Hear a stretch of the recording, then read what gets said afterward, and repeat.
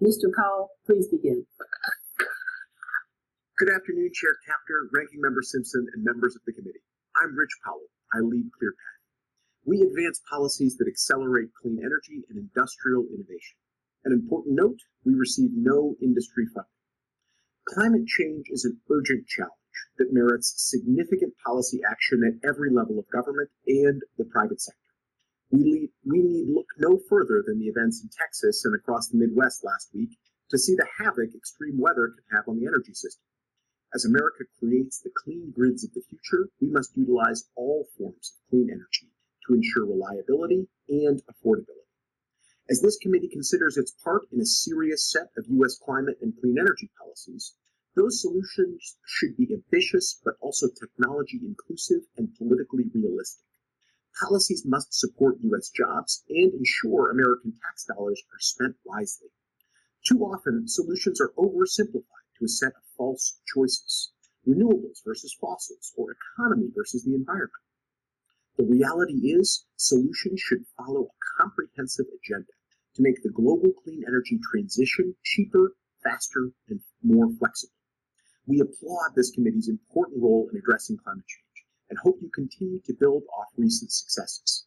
Today, I will first level set on where we are, second, discuss a roadmap for a goal-oriented public-private investment strategy, and third, look at options to reduce industrial emissions. So, where are we, and how can we build on your clean energy innovation success? Since 2014, as you can see in my next slide, you have significantly increased federal funding for clean energy R&D on breakthrough technologies. While these investments are impressive, as Ranking Member Simpson mentioned, your strategy to set clear objectives is even more important.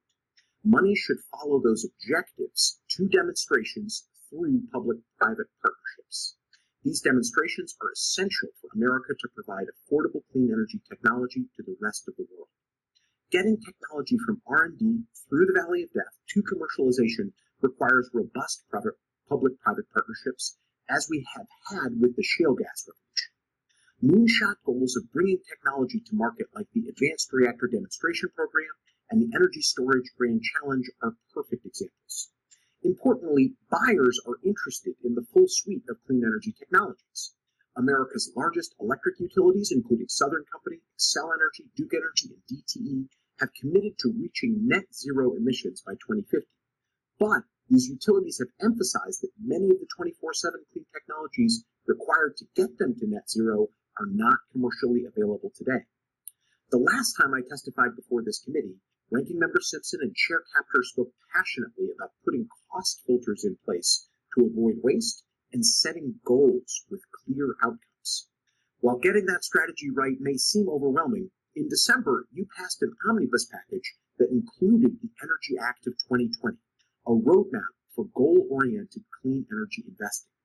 It sets a commercialization strategy that focuses the American innovation engine around technologies that, as Ms. Milliken noted, the International Energy Agency identified to meet global decarbonization goals. It codifies the demonstration programs you have already established for advanced nuclear and energy storage, and builds on that same structure for a wave of carbon capture, direct air capture, and enhanced geothermal systems as well.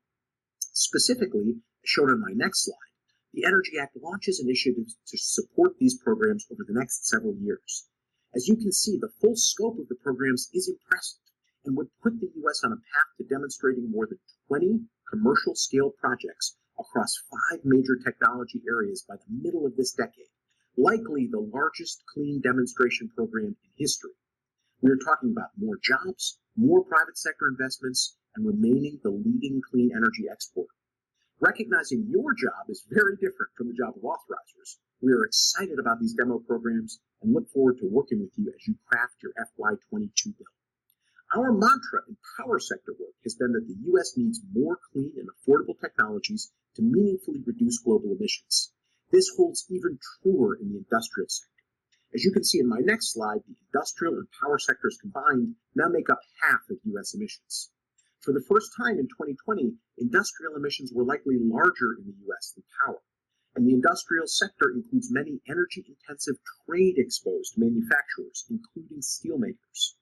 Without low-cost options for low-emitting technologies, emissions limits will almost certainly cause industrial activity to relocate to other countries with worse environmental standards, degrading U.S. competitiveness while potentially increasing global emissions. In December, Congress provided a head start on this innovation priority. You included more funding at the Office of Fossil Energy and the Advanced Manufacturing Office to work on industrial emissions. As this committee looks to accelerate both American manufacturing job growth and industrial emission reductions, we recommend the following 3 points.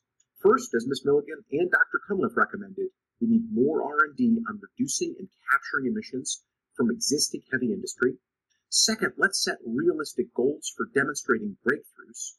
And third, we should create conditions for U.S. manufacturers to thrive, ideally bringing home their operations from higher emitting countries like China. This committee has been at the forefront of clean energy innovation. You dramatically increased clean energy R&D, focused efforts at DOE by setting ambitious commercialization goals, and made sure America stays ahead in the global clean energy race. 2021 provides us with many exciting opportunities to continue this progress. Thank you for this opportunity, and I look forward to the discussion.